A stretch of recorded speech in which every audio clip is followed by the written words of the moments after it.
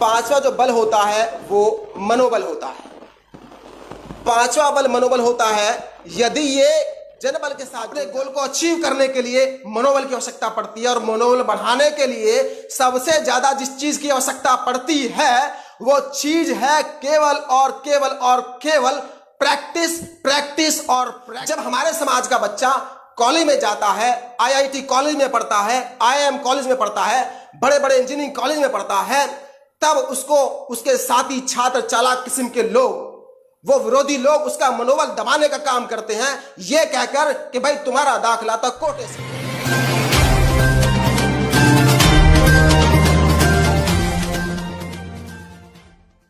हम लोगों को आज के इस विषय पर लाभ पहुंचाने के लिए काम करें। धन्यवाद। सबसे पहले तो मैं धन्यवाद करना चाहूंगा माननीय जयप्रकाश सिंह जी का, जो उन्होंने मुझे अवसर दिया आज फेसबुक पर लाइव आकर कैडर देने का। अपनी बात शुरू करने से पहले मैं बहुजन समाज में जन्मे सभी संतों, गुरुओं एवं महापुरुषों को नमन करते हुए बहन कुमारी मायावती जी को अपना नेता और आदर्श मानते हुए मैं अमित पंत बौद्ध, टीम मिशन काशीराम, मैं भी काशीराम से आप सभी का स्वागत करता हूं। साथियों, जैसा कि आप सभी को जानकारी है, माननीय जयप्रकाश सिंह जी ने भी जानकारी दी है कि आज का जो कैडर का विषय है वो विषय मनोबल है। जैसा कि आप सभी को जानकारी भी होगी, मान्यवर साहब काशीराम जी ने 5 तरीके के बल का जिक्र किया है। 5 तरीके के बल का जिक्र किया है। उनमें से पहला जो बल उन्होंने बताया, पहला बल बुद्धि बल की उन्होंने बताया। पहला बल बुद्धि बल होता है। जब वर्ण व्यवस्था थी उस समय बुद्धि बल सवर्ण समाज के पास, सवर्ण भाइयों के पास पाया जाता था, ब्राह्मण भाइयों के पास पाया जाता था। दूसरे जो बल की बात की है मान्यवर साहब ने, वो बाहुबल की बात की है। बाहुबल वर्ण व्यवस्था में वो क्षत्रिय समाज के पास पाया जाता था। तीसरे जो बल की बात की है वो तीसरा बल धन बल है। जो धन बल है वो हमारे वैश्य समाज के भाइयों के पास पाया जाता था, जो वैश्य भाई हमारे उनके पास पाया जाता था। चौथे बल की जिसकी बात मान्यवर साहब ने की है वो है जन बल। साथ ही जो जन बल है चौथे नंबर का, ये बहुजन समाज के पास पाया जाता था। आप सभी को जानकारी है 85% के लगभग हम लोग हैं, जनसंख्या हमारी 85% के आसपास है और हम लोग जनसंख्या में बहुत ज्यादा है, इसीलिए उन्होंने कहा कि जन बल चौथे नंबर पे उन्होंने रखा। पांचवें जो बल की उन्होंने बात की, पांचवा जो बल होता है वो मनोबल होता है। पांचवा बल मनोबल होता है। यदि ये जनबल के साथ जुड़ जाए, जनबल के साथ मनोबल जुड़ जाए, तो बाकी जो तीनों बल हैं, धन बल, बाहुबल और बुद्धि बल, ये तीनों मिलकर ताकत बनते हैं, कॉन्फिडेंस आता है और मूवमेंट को गति मिलती है इन सबसे। आप जैसे कि देख रहे हैं, आप जैसे देख पा रहे हैं, मैं आपको अपनी बात शुरू करने से पहले बता देता हूं कि किस प्रकार हम आज का कैडर कैंप होगा। सबसे पहले हम परिभाषा और अर्थ के बारे में बताएंगे कि मनोबल की परिभाषा क्या होती है, मनोबल का अर्थ क्या होता है। उसके बाद हम थोड़ा सा टेक्निकल लेके जाएंगे कि मनोबल में मनोविज्ञान का क्या रोल है, क्या भूमिका है। उसके बाद हम मनोबल को कैसे बढ़ाएं, मनोबल कैसे बढ़ता है, उसके लिए क्या करना होता है, कैसे मनोबल के दम पे हम अपना टारगेट अचीव कर सकते हैं, गोल अचीव कर सकते हैं। उसके बाद हम अन्य जो विधियां हैं किस किस तरह से हम इसको आगे बढ़ाएं, और भी कई उदाहरण हम आपको देंगे। और उसके बाद हम बहुजन आंदोलन में मनोबल की भूमिका, बहुजन आंदोलन में मनोबल की क्या भूमिका है, इसकी जानकारी हम आपको देंगे। उसके बाद हम लेकर चलेंगे निष्कर्ष की ओर, हम अंत में लेकर चलेंगे और अपनी बात को हम समाप्त करेंगे। तो साथियों, मैं एक और निवेदन करना चाहता हूं अपना आज का कैडर आरंभ करने से पहले कि आप सभी साथी इसको लाइक करें और अधिक से अधिक शेयर करने का काम करें। साथियों, अक्सर सुना जाता है, हमने सुना है, सभी लोग जानते भी हैं, सुनते भी हैं कि बहुजन समाज के लोगों का मनोबल कम होता है।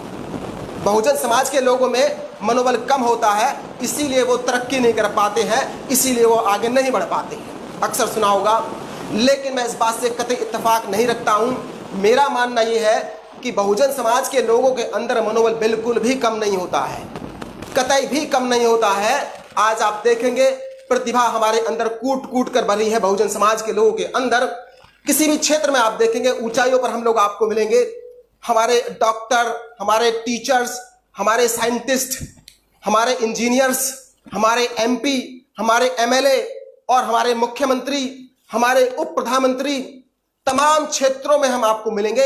यदि हमारे समाज का मनोबल कम होता, यदि हमारे अंदर प्रतिभा नहीं होती, तो हम ऊंचाइयों तक नहीं पहुंच पाते। इस देश और दुनिया के अंदर बहुत सारे ऐसे उदाहरण हैं जहां पर हमारे समाज के लोग, बहुजन समाज के लोग ऊंचाइयों पर बैठे हैं। साथियों, हमारे समाज के लोगों के लिए जो कहा जाता है कि इनके अंदर मनोबल कम होता है, ऐसा नहीं है बिल्कुल भी, बल्कि हमारा मनोबल दबाया जाता है। हमारा मनोबल को कम किया जाता है बाहरी ताकतों द्वारा और चालाक किस्म के लोगों द्वारा। हमारा मनोबल कम करने का प्रयास लगातार जारी रहते हैं और यह सिलसिला बचपन से स्टार्ट हो जाता है। बचपन से ही हमारी परवरिश इस तरह से होती है कि हमारा मनोबल धीरे धीरे डाउन वो लोग करते हैं और उस मनोबल कम की वजह से हम आगे नहीं पहुंच पाते हैं, हम बहुत ज्यादा तरक्की नहीं कर पाते हैं। मैं एक उदाहरण के साथ आपको समझाऊंगा।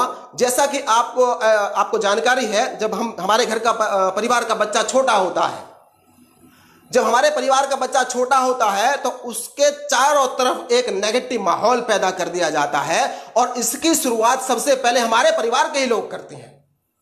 एक नकारात्मक माहौल चारों तरफ क्रिएट कर दिया जाता है और इसकी शुरुआत हमारे घर से ही होती है। जैसे कि मैं आपको जानकारी देना चाहता हूं, जब एक बीज अंकुरित होता है, जब एक छोटा बीज अंकुरित होता है तो उसके चारों तरफ बहुत सारी ताकतें होती हैं जो उसको दबाने का काम करती हैं, जो उसको रोकने का काम करती हैं। जैसे कि आंधी आती है, तेज धूप आती है, बारिश आती है, जानवर उसे कुचलने का काम प्रयास करते हैं, जानवर उसे खाने का काम करते हैं। इस तरह की आदि जो समस्याएं हैं वो एक छोटे पौधे को फेस करनी पड़ती है। ऐसी ही समस्याएं हमारे समाज में जन्मे बच्चे के साथ भी होती हैं। मैं एक और उदाहरण, एक छोटी सी कहानी से ये चीज क्लियर करना चाहूंगा। आपने सुनी होगी शेर और भैंसे की कहानी। मैं एक बात आप लोगों से पूछना चाहता हूं, जो भी हमारे साथी कैडर अटेंड कर रहे हैं उनसे पूछना चाहता हूं कि ताकत भैंसे में ज्यादा होती है या शेर में ज्यादा होती है? बहुत सारे लोग जो लाइव कैडर हैं वो देख रहे होंगे और सोच रहे होंगे कि भाई शेर भैंसे का शिकार कर लेता है तो इसलिए ताकत तो शेर के अंदर ज्यादा हुई। नहीं साथियों, ऐसा नहीं है। यदि शेर के अंदर ताकत होती तो बुग्गी खींचने का काम करता, बोझा खींचने का काम करता, बोझा ढोने का काम करता। ताकत तो सबसे ज्यादा, शेर से ज्यादा ताकत एक भैंसे के अंदर होती है। भैंसे के अंदर ताकत होती है, इसीलिए वो बुग्गी खींचता है, इसलिए वजन खींचता है और उससे ज्यादा मेहनती होता है। लेकिन फिर भी वो शेर का शिकार होता है, शेर शिकार करता है भैंसे का। ऐसा क्यों है, ये हम आपको थोड़ा सा जानकारी देंगे। साथियों, ऐसा इसलिए है, जब भैंसे की परवरिश होती है, जब भैंसे का बच्चा छोटा होता है तो भैंसे की मां सिखाती है कि बेटा ये जो लंबे लंबे मोटे मोटे जानवर है, लंबे लंबे बाल वाले, जब ये दिखे इनको देखकर हमें भागना है, इनको देखकर हमें भागना है, अपनी जान बचानी है। इसके बिल्कुल विपरीत जब शेर का बच्चा छोटा होता है और उसकी मां उसे कहती है कि बेटा जब तुम्हें काले काले मोटे मोटे जानवर दिखाई दे तो तुम्हें इनके ऊपर अटैक करना है, तुम्हें इनको देखकर इनके ऊपर अटैक करना है, इनका शिकार करना है। वहीं से उस शेर का मनोबल बढ़ना चालू हो जाता है और वहीं से भैंसे के बच्चे का मनोबल डाउन होना स्टार्ट हो जाता है। यह कहानी शुरू होती है शुरुआती दौर से ही, हमारे बचपन से शुरू हो जाती है। जैसे जैसे वो बच्चा बड़ा होता है, स्कूल में जाना स्टार्ट करता है, तो स्कूल में हम जाते हैं, एक और समस्या होती है साथियों। वो समस्या ये होती है, हम अक्सर अपने बच्चों को, अपने परिवार के लोगों को कहानियां सुनाया करते हैं कि हमारा शरीर, हमारा जो ये समाज है, हमारा समाज बहुत ही शोषित पीड़ित समाज रहा है। बहुत ही शोषित पीढ़ी समाज रहा है। हमारे समाज के लोगों के पीछे झाड़ू बांध दी जाती थी, मटका बांध दिया जाता था। ऐसी आदि कहानियां हम अपने बच्चों को सुनाते हैं। ये कहानियां उनका मनोबल डाउन करने का काम करती हैं। साथियों, बच्चों को ऐसी कहानियां नहीं सुनाई जाती हैं। बच्चों को बल्कि वीर गाथाएं सुनाई जानी चाहिए। हमारे समाज में तमाम वीर गाथाएं हैं। हमारे समाज के लोगों का तमाम संघर्ष, बड़ा बड़ा संघर्ष रहा है। हमारे समाज के लोगों की सियासत रही है, शासक हमारे समाज के लोग रहे हैं। भीमा कोरेगांव जैसी हमारे समाज के लोगों की घटनाएं हमें बतानी चाहिए अपने समाज के बच्चों को, जिससे कि उनका मनोबल बढ़ने का काम हो। फिर देखिए, ये बताना भी जरूरी है जो हमारे साथ अत्याचार हुए हैं, जो हमारा शोषण हुआ है, ये बताना भी जरूरी है। लेकिन तब जब बच्चा बड़ा हो जाए, बुद्धिजीवी हो जाए, उसके अंदर तर्क करने की क्षमता पैदा हो जाए, तब हमें अपने परिवार के बच्चों को उस समय बताना चाहिए कि कितने लंबे संघर्षों के बाद तुम यहां पर आए हो। बचपन में नहीं, जब बच्चा छोटा होता है तब नहीं, तब केवल उसे वीर गाथाएं सुनानी चाहिए। बच्चों को मनोबल बढ़ाना चाहिए, जिससे कि उसका कॉन्फिडेंस लेवल डेवलप हो। जब हमारे समाज का बच्चा कॉलेज में जाता है, IIT कॉलेज में पढ़ता है, IIM कॉलेज में पढ़ता है, बड़े बड़े इंजीनियरिंग कॉलेज में पढ़ता है, तब उसको उसके साथी छात्र, चालाक किस्म के लोग, वो विरोधी लोग उसका मनोबल दबाने का काम करते हैं, ये कहकर कि भाई तुम्हारा दाखिला तो कोटे से हुआ है, यदि कोटा ना होता तो तुम इतने बड़े कॉलेज में नहीं पढ़ पाते। यह कह के उनका मनोबल दबाने का काम किया जाता है। हमारे समाज में मनोबल की बिल्कुल कमी नहीं है, कतई कमी नहीं है हमारे समाज के अंदर मनोबल की। पढ़ाई कंप्लीट होने के बाद जब एक युवक नौकरी पे जाता है, सरकारी नौकरी प्राप्त करता है, ऑफिसर बनता है, तब उसके साथी जो चालाक किस्म के लोग हैं, जो एक माहौल क्रिएट करने का काम करते हैं, वो कहते हैं भैया ये तो कोटे वाले लोग हैं, भैया ये तो कोटे वाले लोग हैं, कोटे से नौकरी प्राप्त की है, अगर कोटा ना होता तो इनको नौकरी नहीं मिलती। ऐसा कह के हमारा मनोबल डाउन करने का काम किया जाता है। यह मनोबल कम करने का दंश हम शुरू से, बचपन से लेकर और बड़े होने तक झेलते हैं। मनोबल डाउन करने का, मनोबल की बिल्कुल हमारे समाज के अंदर कमी नहीं है, मनोबल डाउन किया जाता है। इसीलिए, और हम बहुजन मूवमेंट में इसका बहुत बड़ा रोल है। बहुजन मूवमेंट के अंदर मनोबल का बहुत बड़ा रोल है। बहुजन मूवमेंट में भी ये लोग, चालाक किस्म के लोग, हमारा मनोबल डाउन करने का काम करते हैं। कैसे करते हैं? हमारे समाज के लोगों के ऊपर अत्याचार होता है, बहुजन समाज के लोगों के ऊपर अत्याचार होता है, थाने में जाते हैं अपनी रिपोर्ट लिखवाने के लिए, उनकी बिल्कुल नहीं सुनवाई होती है। जब उनकी सुनवाई नहीं होगी, उनको न्याय नहीं मिलेगा, तो उनका मनोबल डाउन होगा। इसके अलावा हम किसी मिशन मूवमेंट में काम करते हैं, किसी मिशन मूवमेंट को आगे बढ़ाने का काम करते हैं, राजनीति में अपनी भागीदारी देते हैं, तो ये लोग हमारे ऊपर मुकदमे लिखवाकर, झूठे मुकदमे लिखवाकर हमारा मनोबल दबाने का काम करते हैं।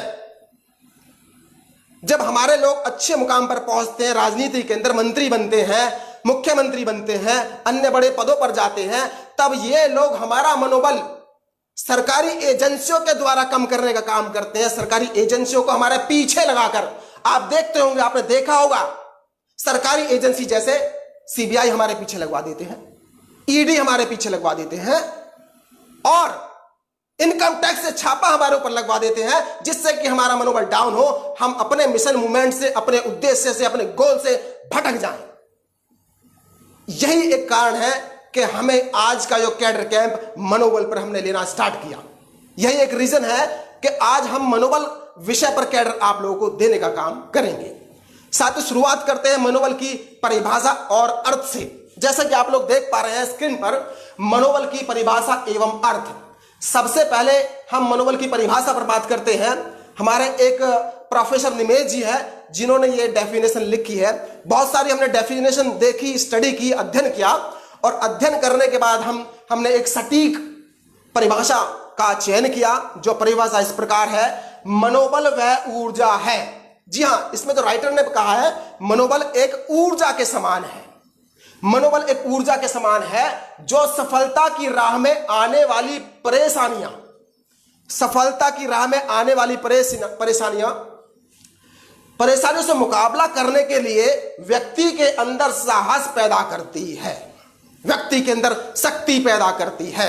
उदाहरण के तौर पर हम समझाते हैं, मान लीजिए कि किसी हमारे साथी को, युवा साथी को IAS बनना है, सिविल सर्विसेज की तैयारी करनी है, और उसके मन में विचार आया कि उसको सिविल सर्विस की तैयारी करके आईएएस बनना है। और आईएएस बनने का विचार, उसने गोल सेट किया कि मेरा गोल है कि एक दिन मुझे आईएएस बनना है। जब उसके मन में विचार आएगा तो उस विचार को आने के बाद एक सफल विचार उसके दिमाग में आया तो उसको तमाम तरह की परेशानियों से जूझना पड़ता है। तमाम तरह की परेशानियां उसके रास्ते के बीच में आती है, जैसे कि उसको कोचिंग की समस्या आती है, बुक्स की समस्या आती है, स्टडी करने की समस्या आती है, सिलेबस जानने की समस्या आती है, आदि आदि आदि तमाम समस्याओं का सामना उस युवक को करना पड़ता है।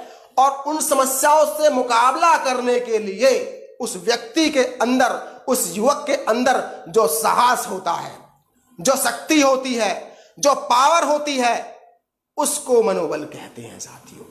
ये बात राइटर ने समझाने का काम किया है कि मनोबल वह ऊर्जा है जो सफलता की राह में आने वाली परेशानियों से मुकाबला करने के लिए व्यक्ति के अंदर साहस पैदा करती है। यह परिभाषा थी। अब हम थोड़ा अर्थ की तरफ चलेंगे कि मनोबल का अर्थ क्या होता है। जैसा कि आप स्क्रीन पर देख पा रहे हैं, मनोबल को हमने मन प्लस बल दो भागों में डिवाइड किया है, संधि विच्छेद किया है साथियों। मन प्लस बल, मन प्लस बल में सबसे पहले हम मन के ऊपर बात करेंगे कि मन क्या है। मन क्या है इसके ऊपर बात करेंगे। मन के लिए कहते हैं कि this is a bunch of thoughts. मन एक विचारों का गुच्छा है।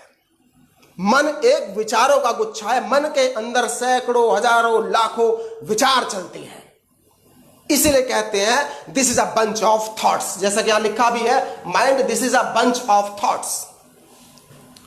मन, आप एक और चीज देख रहे हैं, मन और मस्तिष्क, थोड़ा हम इसको भी क्लियर करने का काम करेंगे। हमारे बहुत सारे साथी जो इस समय लाइव कैटर अटेंड कर रहे हैं वो देख रहे हैं और सोच भी रहे होंगे कि भाई मन और मस्तिष्क दोनों एक ही चीज होते हैं। मन और मस्तिष्क दोनों एक ही चीज होते हैं। बिल्कुल नहीं साथियों, हम इसको भी क्लियर करेंगे बहुत सारे उदाहरण के साथ में। देखिए, तो मस्तिष्क होता है, मस्तिष्क हमारे बॉडी का पार्ट होता है। मस्तिष्क हमारे शरीर का हिस्सा होता है जो इस तरफ, शरीर के इस तरफ होता है और जिसका वजन लगभग 4.4 पाउंड्स होता है। मस्तिष्क का वजन लगभग 4.4 पाउंड्स होता है और वो हमारी बॉडी का हिस्सा होता है, जबकि मन हमारी बॉडी का हिस्सा बिल्कुल नहीं होता है। मन एक बाहर की चीज है, शरीर के बाहर की चीज है। मन, this is not a part of the body, this is not a part of the body. और शरीर, this is a part of the body. शरीर का हिस्सा होता है मस्तिष्क और बाहर का हिस्सा होता है मन। इन दोनों के अंदर कुछ बेसिक अंतर होते हैं जो हम आपको जानकारी देंगे। देखिए, जो मन होता है, आप ऐसे समझिए, मन एक सॉफ्टवेयर की तरह होता है और मस्तिष्क एक हार्डवेयर की तरह काम करता है। इस मस्तिष्क नामक हार्डवेयर के अंदर यह सॉफ्टवेयर, मन सॉफ्टवेयर काम करता है, इंस्टॉल होता है। एक बाहर का हिस्सा उस मन के अंदर चलता है। मन बनाम मस्तिष्क, मस्तिष्क हमारा शरीर के लिए काम करता है। मस्तिष्क हमारे शरीर के लिए काम करता है, बॉडी का हिस्सा होता है और वो बॉडी के जितने भी पार्ट होते हैं उनकी कंट्रोलिंग का काम करता है। और मस्तिष्क बाहर काम करता है, शरीर के बाहर मनोबल बढ़ाने का काम करता है, मनोबल को ऊपर करने का काम करता है, प्रैक्टिकल से प्रैक्टिकल पर, प्रैक्टिस से प्रैक्टिकल पर ले जाने का काम करता है। इसीलिए मन का बहुत इंपॉर्टेंट रोल इसके अंदर है। अब हम चलते हैं बल पर, मन प्लस बल। बल जो होता है ये एक फोर्स होती है। बल एक फोर्स होती है। मन के अंदर यदि कोई विचार आया, मान लीजिए हमारे मन के अंदर कोई विचार आया कुछ करने का, जैसा कि पहले उदाहरण में हमने बताया कि हमारे मन में विचार आया, हमने गोल बनाया कि हम आईएएस बनना चाहते हैं। अब उस आईएएस बनने के लिए जो हमारे अंदर की ताकत है, जो हमें फोर्स करेगी, जो ताकत हमें फोर्स करेगी, जो ताकत हमें पुश करेगी, उसको हम बल कहते हैं। उसको हम बल कहते हैं। एक छोटे से आपको इसका पूरा सार करके बता देते हैं कि सकारात्मक सोच के लिए निरंतर प्रयास, पॉजिटिव एटीट्यूड के साथ प्रैक्टिस, पॉजिटिव एटीट्यूड के साथ, पॉजिटिव थॉट के साथ प्रैक्टिस, ये मनोबल होता है, मनोबल का अर्थ होता है। आगे चलते हैं हम साथियों। मनोविज्ञान, देखिए साथियों थोड़ा टेक्निकल की तरफ ले चलते हैं, क्योंकि मनोविज्ञान भी मनोबल का ही हिस्सा है। बिना मनोबल के कैडर के बिना मनोविज्ञान के मनोबल कैडर भी पूरा नहीं होता है। थोड़ा टेक्निकल है, थोड़ा देर से समझ आएगा, लेकिन मैं पूरी कोशिश करूंगा कि आपकी ये समझ में आए। एक दो उदाहरण देकर भी आपको समझाने का प्रयास करूंगा। साथियों मनोविज्ञान, मन प्लस विज्ञान, मन प्लस विज्ञान। मन का आपको हमने बताया, मन क्या होता है, ये थॉट्स ऑफ बंच होता है, और मन के अंदर प्रैक्टिस चलती है, मन के अंदर प्रैक्टिस चलती है, और वो प्रैक्टिस जब तक चलती है जब तक हमारा कॉन्फिडेंस जनरेट ना हो जाए, जब तक हमारा मनोबल जनरेट ना हो जाए, और जब हमारा मन कॉन्फिडेंस जनरेट होता है तो उसके बाद हम प्रैक्टिकल की ओर जाते हैं। प्रैक्टिकल साथियों, प्रैक्टिकल साइंस में देखो ये क्या कहा गया, साइंस क्या होता है, a knowledge which is gained by the practical, a knowledge which is gained by the practical, ये साइंस होता है। आर्ट के बारे में भी हमने उदाहरण के लिए लिखा है कि a knowledge which is gained by the practice, ये प्रैक्टिस आर्ट के लिए लिखा है और साइंस के लिए लिखा है a knowledge which is gained by practical knowledge, by practical। तो साथियों हम ये समझाना चाहते हैं कि प्रैक्टिस करते करते जब हम प्रैक्टिकल की ओर आते हैं, प्रैक्टिस करते करते जब हम प्रैक्टिकल की ओर आते हैं तब हमारी नॉलेज गेन होती है। प्रैक्टिकल करते करते जब हम प्रैक्टिस करते करते माफी चाहता हूं, प्रैक्टिस करते करते जब हम प्रैक्टिकल की तरफ पहुंचते हैं तब हमारी नॉलेज गेन होती है। इसीलिए इस कहा गया the knowledge, a knowledge which is gain by the practical. तो साथियों उम्मीद करता हूं समझ आया होगा। देखिए एक समय था, आदिकाल था। आदिकाल में जो इंसान था उस समय उसकी सोचने की क्षमता डेवलप हुई थी।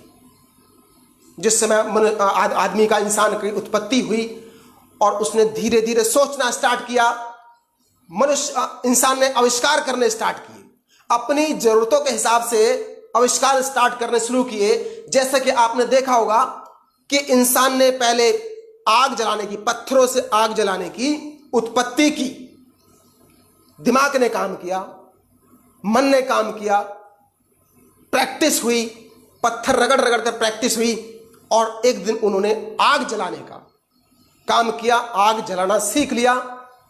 उसके बाद उन्होंने पहिए का आविष्कार किया, आपने सुना होगा, पहिए का आविष्कार हुआ।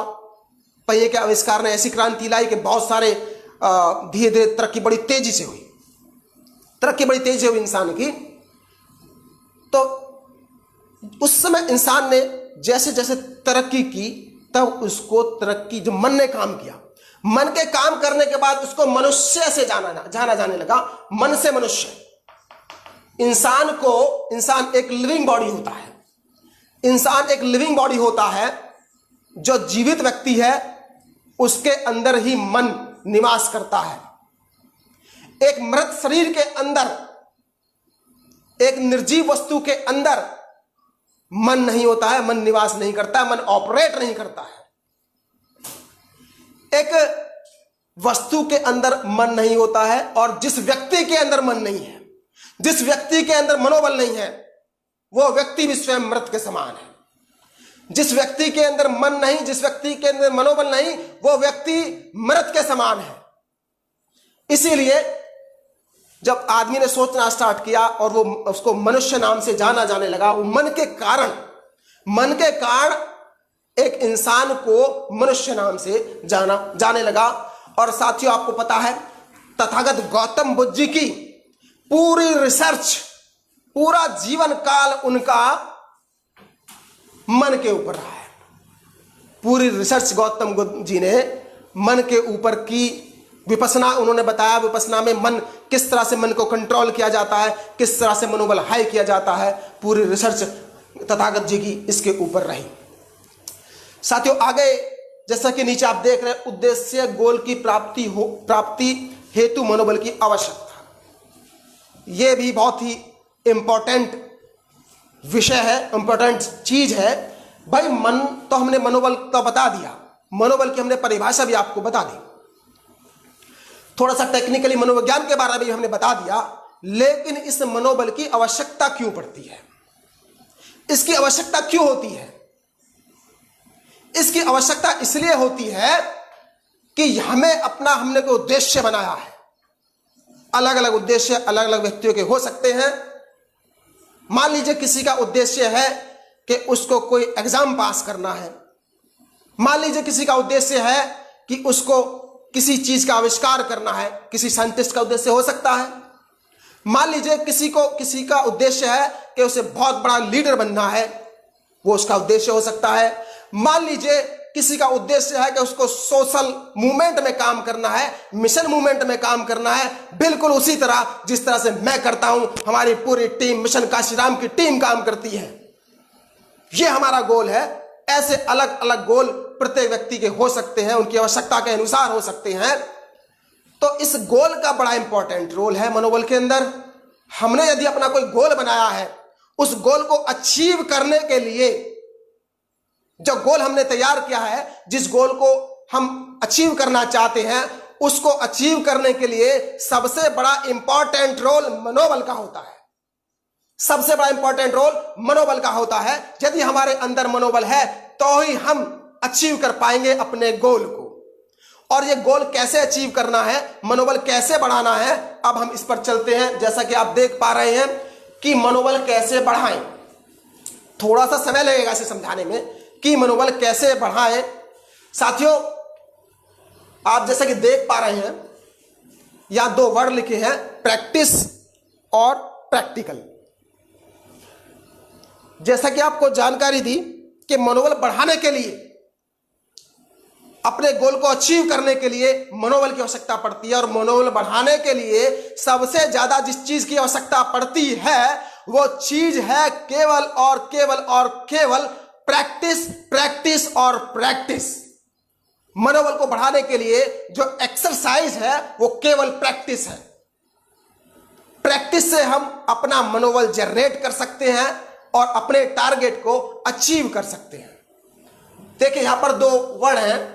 हमने विज्ञान के बारे में आपको इससे पहले वाली स्लाइड में समझाया था, मनोविज्ञान वाले स्लाइड के अंदर, कि प्रैक्टिस पहले बता चुके हैं। अच्छा, प्रैक्टिस से प्रैक्टिकल तक पहुंचने में, प्रैक्टिस से प्रैक्टिकल तक पहुंचने में केवल एक कदम का फासला होता है।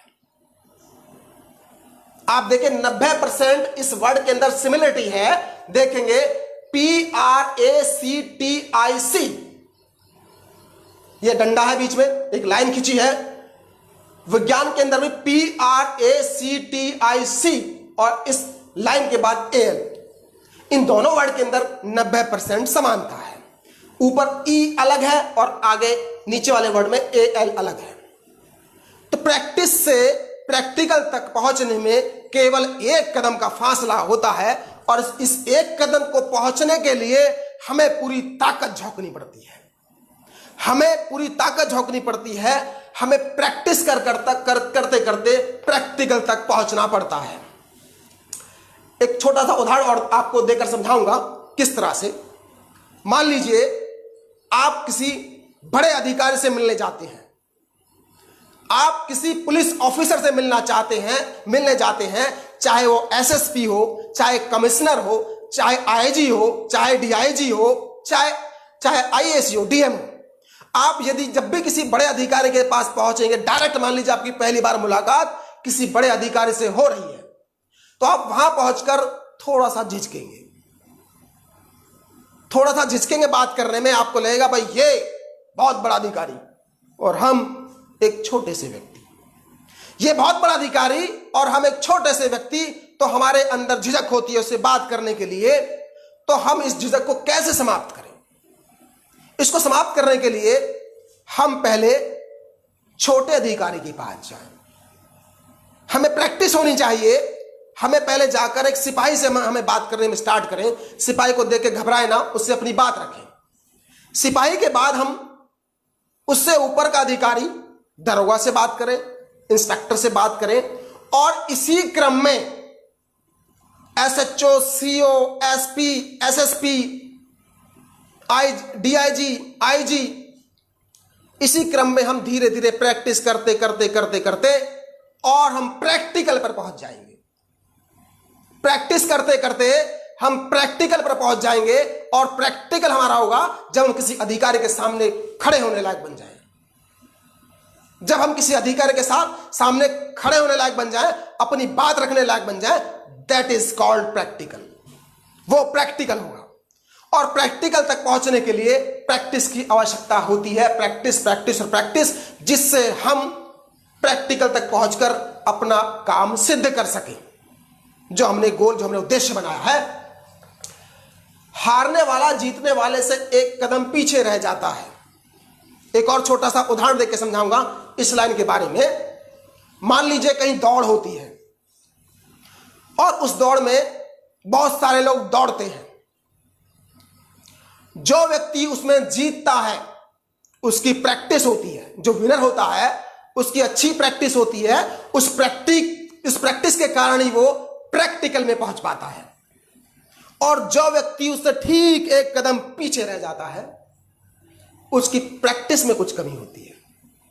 जो व्यक्ति उससे ठीक रनर अप रहता है उसकी प्रैक्टिस थोड़ी कम रहती है, और उसको जीतने के लिए केवल एक कदम का फासला होता है, और उस एक कदम तक पहुंचने के लिए उसको प्रैक्टिस की आवश्यकता होती है।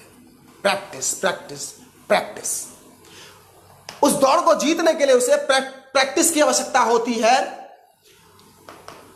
आगे जो हम आपको इसमें लिखा है, practice makes a man perfect. दोस्तों जान लीजिए, मनोबल को बढ़ाने का सबसे बड़ा और सबसे इंपॉर्टेंट जो चीज है वो केवल प्रैक्टिस है। इसीलिए ये सेंटेंस लिखा हुआ है, practice makes a man perfect. बहुत सारे लोगों ने सुना होगा कि प्रैक्टिस व्यक्ति को परफेक्ट बनाती है। प्रैक्टिस करने से, जब हम प्रैक्टिस करते हैं तो प्रैक्टिस से ही एक चीज जनरेट होती है। प्रैक्टिस करने से एक चीज जनरेट होती है, क्रिएट होती है। एक चीज क्रिएट होती है, वो है मनोबल। जब हम किसी चीज की बार बार प्रैक्टिस करेंगे तो प्रैक्टिस करने से हमारा मनोबल क्रिएट होता है। प्रैक्टिस करने से हमारा मनोबल क्रिएट होता है, और यही मनोबल हमारे अंदर परफेक्शन लाता है। यही मनोबल हमारे अंदर परफेक्शन लाता है, और उस परफेक्शन से हम प्रैक्टिकल की ओर आकर हम परफेक्ट हो जाते हैं। इसीलिए कहा गया practice makes a man perfect. Practice करने से मनोबल क्रिएट होता है, और वो मनोबल हमें हमारे अंदर परफेक्शन लाता है, और उस परफेक्शन से हम परफेक्ट हो जाते हैं। साथियों, कुछ उदाहरण आपके सामने हैं। यहां पर अब्राहम लिंकन जी का उदाहरण है, जो कि अमेरिका के 16वें राष्ट्रपति रहे हैं। भीमा कोरेगांव का उदाहरण है, बहुत बड़ी घटना बहुजनों के इतिहास की रही है। तो पहले बात करते हैं अब्राहम लिंकन जी के बारे में। अब्राहम लिंकन जी ऐसे शख्सियत रहे हैं अमेरिका के अंदर कि जिस समय उनका जन्म हुआ, एक झोपड़ी में उनका जन्म हुआ। बड़े गरीब परिवार से थे, झोपड़ी में उनका जन्म हुआ, और जिस समय उनका जन्म हुआ वो ऐसा दौर था उस समय, क्योंकि अश्वेत थे, क्योंकि ये अश्वेत थे और अश्वेत से गुलामी कराई जाती थी। अश्वेत लोग अमेरिका के अंदर गुलाम होते थे। एक तो अश्वेत, ऊपर से गुलाम। इनका शुरू से इनका जीवन संघर्षों से गुजरता रहा, और इन्होंने अपनी पढ़ाई अंगीठी की रोशनी में, आपने तो सुना होगा कि हमारे बहुत सारे लोगों ने डिबिया में पढ़े हैं, मोमबत्ती में पढ़े हैं, स्ट्रीट लाइट में पढ़े हैं। यह व्यक्ति वो है जिसने अपनी आरंभिक पढ़ाई मजदूरी करते करते जहां मजदूरी करते थे, वहां की भट्टी की रोशनी से इन्होंने पढ़ाई की। पढ़ाई के बाद जब ये जवान हुए, इन्होंने व्यापार स्टार्ट किया। व्यापार में घाटा आ गया। व्यापार में घाटा आने के बाद इन्होंने कचहरी चले गए और कचहरी जाने के बाद अपनी वकालत भी इन्होंने स्टार्ट कर दी और एक दिन वकील भी हो गए। इसी दौरान इन्होंने सबसे पहला चुनाव एक काउंसलर से स्टार्ट किया, जिसे हम सभासद कह देते हैं, पार्षद कह देते हैं। पहला चुनाव इन्होंने वहां से स्टार्ट किया और वहां के बाद इन्होंने कोई भी चुनाव नहीं छोड़ा। सभी चुनाव लड़ते चले गए, कई बार चुनाव लड़े, प्रत्येक बार इनको हार मिली और एक बार तो ये अवसाद में चले गए। साथियों, अवसाद में चले गए, डिप्रेशन में आ गए, फिर भी इनकी हिम्मत ने जवाब नहीं दिया। हिम्मत इनके अंदर थी, हिम्मत बनाए रखी और इसी हिम्मत के कारण ये अमेरिका के 16वें राष्ट्रपति बने।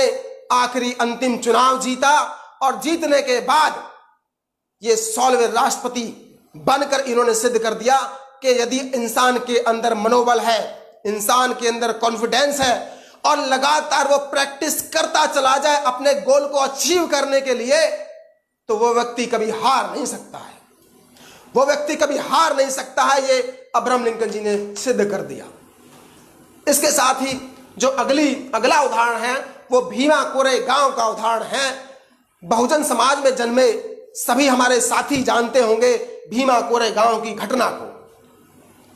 भीमा कोरेगांव की घटना ऐसी घटना है जिसमें केवल मात्र 500 सैनिकों ने 28,000 सैनिकों को हराने का काम किया। जी हां सर, बहुत बड़ी बात है, बहुत ही बड़ी बात है कि मुझे ऐसा लगता है कि इस देश के अंदर, भारत देश के अंदर इतनी बड़ी घटना कोई भी नहीं है जितना मैं जानता हूं इतिहास के बारे में, कि 500 लोगों ने, केवल मात्र 500 लोगों ने 28,000, बहुत बड़ी सेना, 28,000 सैनिकों को हराने का काम किया। ये केवल और केवल कॉन्फिडेंस की बदौलत, केवल और केवल मनोबल की बदौलत। भाई इनके पास जो ये सैनिक थे, 500 सैनिक थे, बहुत अभ्यस्त नहीं थे, बहुत बड़े इनके पास हथियार नहीं होंगे, बहुत ज्यादा इनकी प्रैक्टिस नहीं हुई होगी, लेकिन मनोबल था इनके अंदर। मनोबल था जिसके कारण इन्होंने सिद्ध कर दिया कि कैसे मनोबल के दम पर हम 28,000 क्या, अगर वो उससे भी ज्यादा होते तो उनको हराने का काम करते। ये केवल मनोबल के कारण ही सिद्ध हो पाया है। साथियों, आगे हम अन्य मनोबल बढ़ाने की और भी विधियां होती हैं कि मनोबल हम कैसे बढ़ाएं, उसके बारे में भी थोड़ी जानकारी देते हैं। साथियों, जैसा कि न्यूज़पेपर हमें अपने रूटीन में रखना चाहिए, डेली न्यूज़पेपर पढ़ना चाहिए और हमें उससे अपडेट मिलती रहती हैं और नॉलेज भी साथ के साथ मिलती रहती है। बहुजन साहित्य हमें पढ़ने चाहिए, साहित्यों से हमें इतिहास के बारे में पता चलता है। अपने साहित्य, बहुजन समाज के साहित्य पढ़ने चाहिए, कैडर कैंप अटेंड करने चाहिए। जैसे कि आपको जानकारी है, माननीय जयप्रकाश सिंह जी प्रत्येक रविवार को फेसबुक पर लाइव आकर कैडर देने का काम करते हैं। इस तरह के कैडर भी अटेंड करने चाहिए। और सामाजिक सक्रियता, एक हमारे अंदर कॉम्प्लेक्सन होता है, हीन भावना होती है हमारे अंदर, एक हीन भावना होती है, कॉम्प्लेक्सन होता है कि हम भीड़ का सामना नहीं कर पाते हैं, भीड़ के सामने नहीं बोल पाते हैं। उसके लिए हमें भीड़ में जाकर अपनी सक्रियता बढ़ानी चाहिए। पहले भीड़ में जाकर देखना चाहिए, ऑब्जर्व करना चाहिए, फिर जो मन के अंदर बात है वो अपने संगी, किसी साथी को, किसी दोस्त को बतानी चाहिए। उसके बाद 4 लोगों को समझानी चाहिए और जब 4 लोगों के सामने हमारे अंदर मनोबल बढ़ जाए और उनको बताने के लिए हम सक्षम हो, तो उसको फिर बड़े मंच पर आकर भीड़ के आगे समझानी चाहिए। और भीड़ के बाद जो बड़े बड़े मंच होते हैं वहां जाकर अपनी बात को हमें प्रेजेंट करना चाहिए। सामाजिक सक्रियता इसी को कहते हैं, समाज के अंदर एक्टिव रहना चाहिए। और एक एक्सरसाइज है, बड़ी पुरानी एक्सरसाइज है, बचपन से हम लोग सुनते आए हैं, बचपन से सुनते आए हैं कि दर्पण के सामने प्रैक्टिस करना। सभी लोग सुनते हैं कि दर्पण के सामने प्रैक्टिस करने से मनोबल बढ़ता है। बिल्कुल सही बात है साथियों। हम अकेले भी प्रैक्टिस कर सकते हैं, बोलने की प्रैक्टिस कर सकते हैं, अपने आप को प्रेजेंट करने की प्रैक्टिस कर सकते हैं, दर्पण के सामने आकर अपने एक्सप्रेशन चेक कर सकते हैं कि जिस समय हम बोल रहे हैं तो हम कैसे लग रहे हैं। बहुत ही इंपॉर्टेंट चीज है दर्पण के सामने प्रैक्टिस करना। साथियों, एक ये 2 लाइन का सेंटेंस है। जब भी कोई व्यक्ति बहुत अच्छा परफॉर्म करता है तो लोग कहते हैं कि ऊपर वाले ने क्या टैलेंट दिया है। जब भी कोई व्यक्ति अच्छा परफॉर्म करता है तो आपने अक्सर सुना होगा उस व्यक्ति के बारे में कि वाह, ऊपर वाले ने क्या टैलेंट दिया है। ऊपर वाले ने क्या टैलेंट दिया है। भाइयों, कौन है ये ऊपर वाला? हमारे जो साथी लाइव देख रहे हैं वो बताइए कौन है ऊपर वाला। तो ज्यादातर हमारे साथियों का जो जवाब होगा वो होगा वो ऊपर वाला। ज्यादातर हमारे साथियों का जवाब होगा कि वो ऊपर वाला। हम उस ऊपर वाले की बात नहीं कर रहे हैं दोस्तों, हम उस ऊपर वाले की बात नहीं कर रहे हैं। हम जिस ऊपर वाले की बात कर रहे हैं वो हमारी बॉडी का ऊपर वाला है। वो हमारी बॉडी का ऊपर वाला है। जब कोई व्यक्ति बहुत अच्छा परफॉर्म करता है तो लोग कहते हैं कि ऊपर वाले ने क्या टैलेंट दिया है। उस ऊपर वाले ने टैलेंट नहीं दिया है। ये टैलेंट उस ऊपर वाले ने नहीं दिया है। ये हमारी ही बॉडी के पार्ट, हमारी बॉडी का हिस्सा जो शरीर में सबसे ऊपर होता है, ये वाला हिस्सा इस ऊपर वाले की बात होती है। इस ऊपर वाले ने वो टैलेंट दिया है और इस ऊपर वाले हिस्से के अंदर ही हमारा मन होता है और इस ऊपर वाले हिस्से के अंदर ही हमारा मनोबल होता है। ये जो एक्स्ट्रा परफॉर्म होता है ना, ये कॉन्फिडेंस से आता है। और यदि वो ऊपर वाला देता, यदि अच्छा परफॉर्मेंस को ऊपर वाला देता तो किसी को प्रैक्टिस की जरूरत नहीं थी, किसी को पढ़ने की जरूरत नहीं थी। आप बिना पढ़े आईएएस बन जाते, आप बिना प्रैक्टिस के आपके अंदर क्वालिटियां आ जाती। आप क्रिकेट खेलते तो जरूरत नहीं थी, सीधे बड़े होते बल्ला उठाते और छक्के छक्के छक्के छक्के मारना शुरू कर देते। लेकिन ऐसा नहीं होता ना, क्योंकि ऊपर वाला वो नहीं, ऊपर वाला हमारा मनोबल है, हमारे बॉडी का हिस्सा है। तो इसमें आप कंफ्यूज ना हो। ये अक्सर कहा जाता है ऊपर वाले ने टैलेंट दिया है। ये ऊपर वाले ने टैलेंट हमारी बॉडी के अंदर जो हमारा मस्तिष्क निवास करता है, ये ऊपर वाला है। इसके अंदर मन होता है और उस मन के अंदर मनोबल होता है और वो मनोबल प्रैक्टिस से बढ़ता है, प्रैक्टिस से क्रिएट होता है। उसने हमें टैलेंट दिया है, उसने हमारे अंदर कॉन्फिडेंस दिया है। उसके दम पर ही हमने वापस बोलिए, उसके दम पर ही हमारे अंदर हम अच्छा परफॉर्म कर पाते हैं। उदाहरण के तौर पर समझाना चाहूंगा, आपने क्रिकेट देखा है, हमारे बहुत सारे साथी क्रिकेट देखने के शौकीन होते हैं और वो क्रिकेट में देखते हैं कि जो राइट्स खेलने वाला है, राइट हैंड बैट्समैन होता है, वो कभी कभी उल्टा होकर ऐसे करके पीछे छक्का मार देता है। आपने देखा होगा कि राइट हैंड बैट्समैन उल्टी तरफ आता है और पीछे की तरफ छक्का मार देता है। तो यह कैसे संभव हो पाया भाई? यह कैसे संभव हो पाया? इसके लिए किसी भी कार्य को लोगों की परवाह किए बगैर सबसे पहले और सबसे अलग करने की जिद,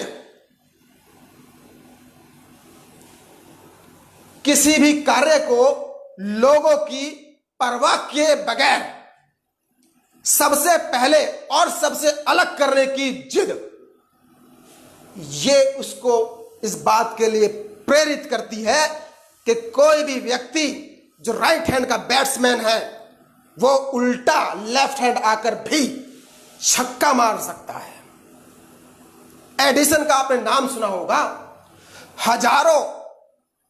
हजारों बार प्रैक्टिस करने के बाद उन्होंने आविष्कार किए, अपने मुकाम पर पहुंचे।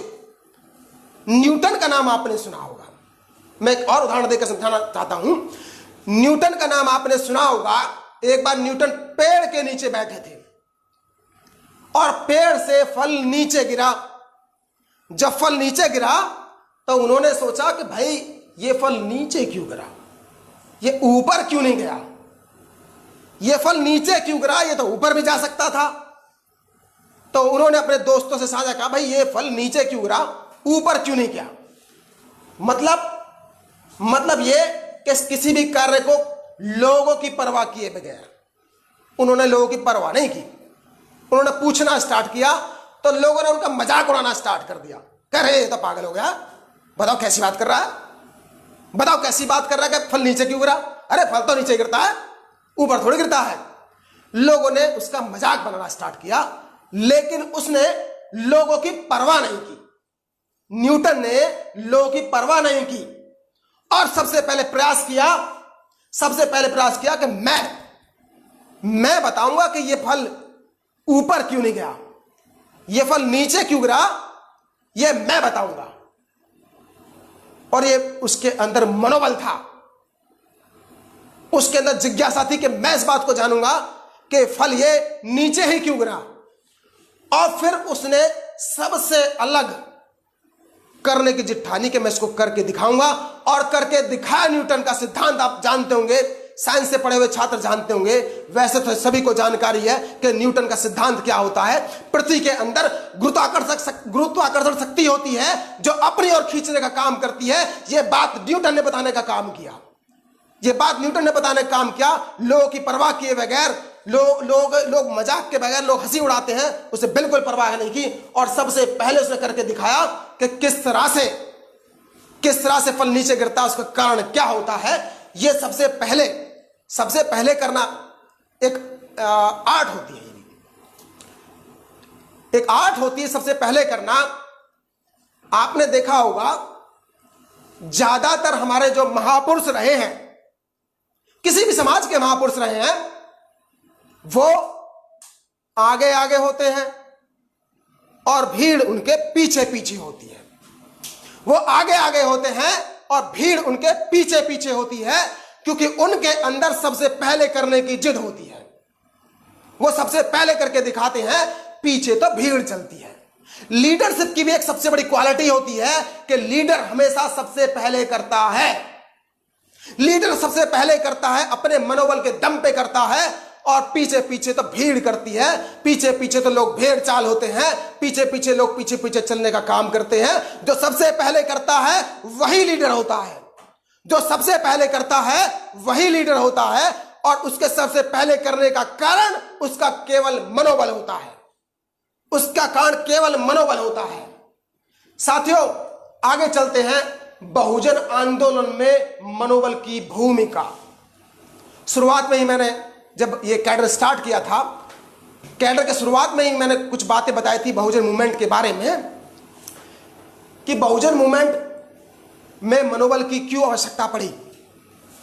क्या आवश्यकता हुई कि हम लोगों को, जब हम कैडर लेने का काम करते हैं, टीम मिशन का श्रीराम कैडर लेने का काम करती है, अपने लीग से अलग हटके आज मनोबल नामक विषय पर कैडर देने का काम कर रही है, इसकी क्यों आवश्यकता पड़ी। दोस्तों, बहुजन मूवमेंट में मनोबल का बहुत बड़ा रोल है। बहुजन मूवमेंट में मनोबल का बहुत बड़ा रोल है। आप देखेंगे, जब से हमारा बहुजन मूवमेंट स्टार्ट हुआ, तो संसाधनविहीन हमारे महानायक फूले साहब, बाबा साहब, मान्यवर साहब इस मूवमेंट को वहां से लेकर और यहां तक ले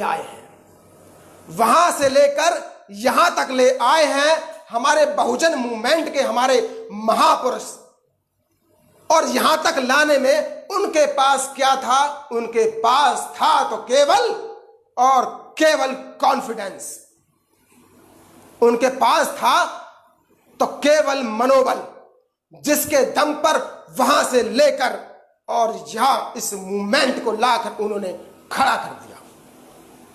इस मूवमेंट को उस समय से लेकर आए जिस समय संसाधन नहीं हुआ करते थे, जिस समय उनका घोर विरोध हुआ करता था। उस विरोध का सामना करते हुए, उन विपरीत परिस्थितियों का सामना करते हुए इस बहुजन मूवमेंट को यहां लाकर खड़ा किया उन्होंने, और उस बहुजन मूवमेंट को आगे बढ़ाने का काम, उस बहुजन मूवमेंट को राजनीतिक पहचान दिलाने का काम, उस बहुजन मूवमेंट से राजनीतिक भागीदारी सुनिश्चित करने का काम एक ऐसी लड़की ने किया, एक ऐसी लड़की ने किया जिसको आज की डेट में बहन कुमारी मायावती के नाम से जाना जाता है। एक ऐसी लड़की ने किया जो 70 के दशक में, जिस समय हमारे बहुजन समाज की तो छोड़ दीजिए, जिस समय सवर्ण समाज की महिलाओं का भी घर से निकलना अच्छा नहीं माना जाता था, जिस समय सवर्ण समाज की महिलाओं का भी घर से निकलना अच्छा नहीं माना जाता था, उस दौर के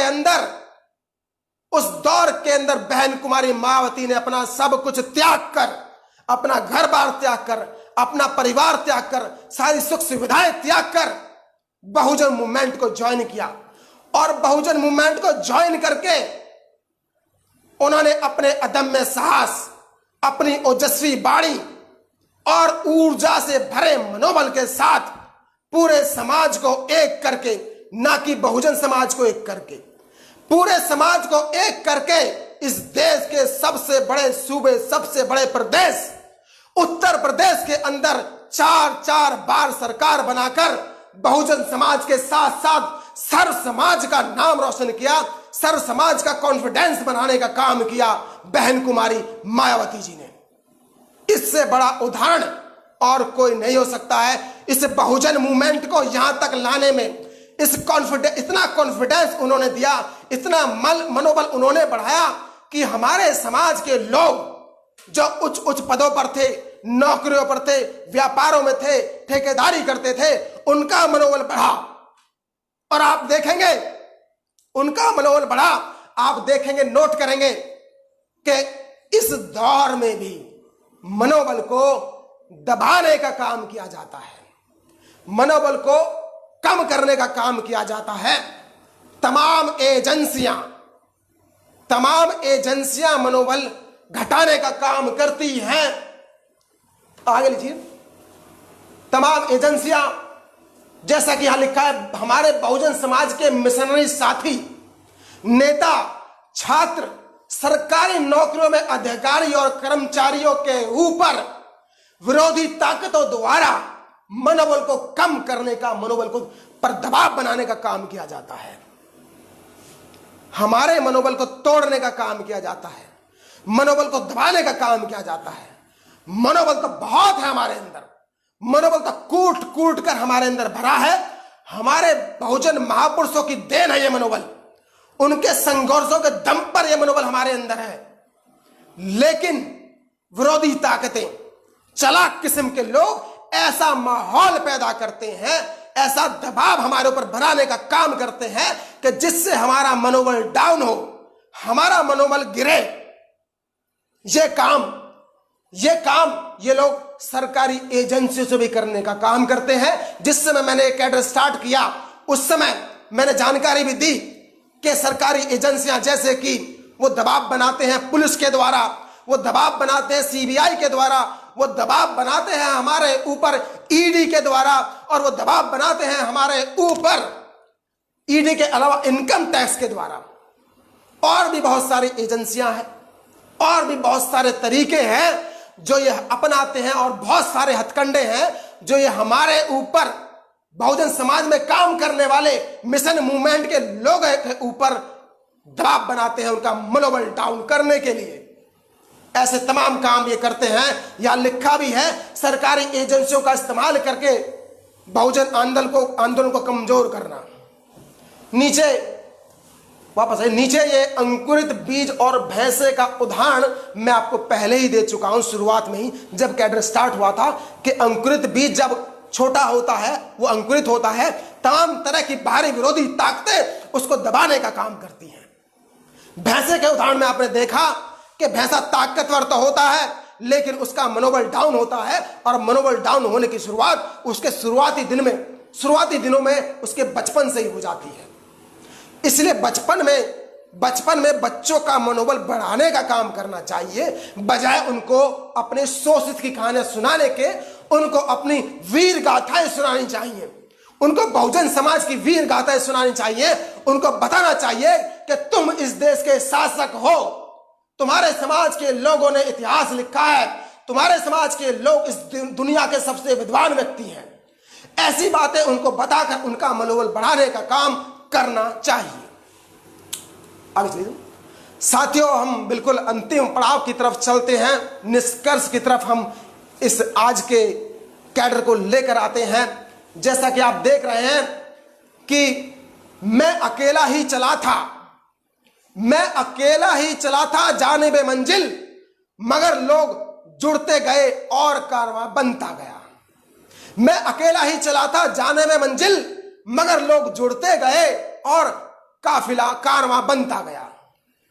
साथियों, आप देख रहे हैं इस पिक्चर के अंदर ये साहब जो किसी पहचान के मोहताज नहीं है, ये शख्सियत जिनका नाम मान्यवर साहब काशीराम जी है, अकेले चले थे साइकिल लेकर, पैदल, भूखे प्यासे इस मूवमेंट को, बहुजन मूवमेंट को आगे बढ़ाने के लिए अकेले चले थे। धीरे धीरे लोग इनसे जुड़ते चले गए। शुरुआती दौर में इन्होंने पहले एक आदमी को अपनी बात समझाने का काम किया, उसके बाद 4 लोगों को बैठाकर इन्होंने समझाने का काम किया, उसके बाद 4000, 4 लाख, 4 करोड़, और ये कारवां बनता ही चला गया। और उस कारवां की बदौलत आज हमारी पहचान है, आज हमारी राजनीतिक भागीदारी है, आज हमारा मनोबल हाई है, वो इनके संघर्ष की बदौलत है, हमारे बहुजन समाज में जन्मे महापुरुषों की बदौलत है। साथियों, संत रविदास जी ने भी कहा है, यहां लिखा है, मन के हारे हार है और मन के जीते जीत। संत रविदास जी ने कहा था कि मन के हारे हार है और मन के जीते जीत। जो अपने मन से हार गया, जो भी व्यक्ति अपने मन से हार गया, वो कभी नहीं जीत सकता है। जो व्यक्ति अपने मन से हार गया तो समझ लीजिए उसका मनोबल खत्म, मनोबल डाउन, और वो अपने मन से हार गया तो वो कभी नहीं जीत सकता है दोस्तों। और जो व्यक्ति मन के जीते जीत, और जिसने अपने मन को जीत लिया, जिस व्यक्ति ने अपने मन को जीत लिया, उसे इस दुनिया में कोई नहीं हरा सकता है। जिसने अपने मन को जीत लिया, उसे कोई इस दुनिया में नहीं हरा सकता है। ये इसका सार है, आज के कैडर का सार है, मन के जीते जीत है और मन के हारे हार। साथियों, उम्मीद करता हूं कि आप सभी साथियों को आज का कैडर पसंद आया होगा। आज के कैडर ने आपका मनोबल बढ़ाने का काम किया होगा। आप सभी अपने परिवार के बच्चों को, अपने समाज के युवाओं को, अपने समाज के लोगों को इस कैडर को दिखाने का काम करें, इस कैडर की जानकारी दें, उनका मनोबल बढ़ाने का काम करें, उनको बताएं कि किस तरह से मनोबल बढ़ाया जाता है। और इस बहुजन मूवमेंट को आगे बढ़ाने के लिए, इस बहुजन मूवमेंट को आगे बढ़ाने के लिए क्यों मनोबल की आवश्यकता है, ये जानकारी देने का काम करें सभी साथियों को। और साथ ही साथ इस कैडर को खत्म होने के बाद भी, इस कैडर को समाप्त होने के बाद भी इसको लगातार शेयर करते रहे, लगातार लाइक करते रहे, और अपने विचार भी कमेंट बॉक्स में जाकर अपने विचार भी देते रहे कि आज का कैडर आपको कैसा लगा। क्या आज के कैडर से आपका मनोबल बढ़ा?